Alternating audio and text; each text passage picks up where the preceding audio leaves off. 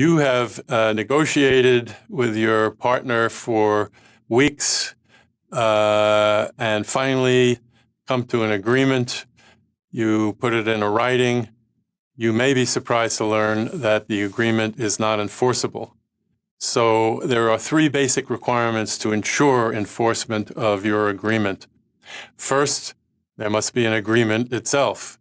And an agreement is determined objectively. Would a reasonable person believe the parties intended to contract?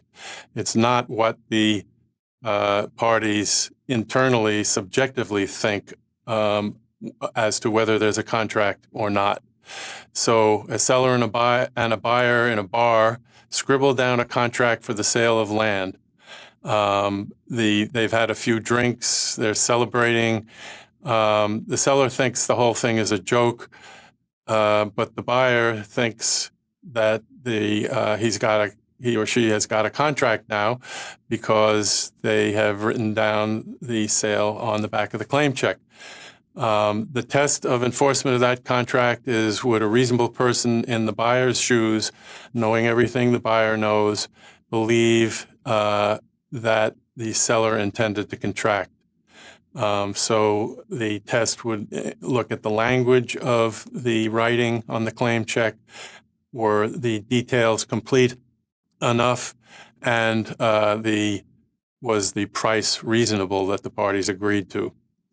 The second requirement is there be consideration, which is also called a bargain for exchange between the parties. Each party has to supply consideration to the other. The seller sells the land, the buyer pays money or commits itself to some other promise that would be enforceable. But a gift promise, the seller says, I will give you this land as a gift. The seller can renege and the buyer would have no legal rights. Additionally, the consideration problem is reflected in what are called illusory promises. Illusory promises are fake promises. They're not promises at all. So in a contract between a sugar company and a trucking firm, the contract says the sugar company will load beets on the truck, quote, as may be loaded. The sugar company doesn't have to load any beets in light of that terminology, and that itself would be an illusory promise. Sometimes courts will repair the illusoriness of the promise by saying that there is an implied obligation on the part of the the sugar company to load at least some beets. The third requirement is that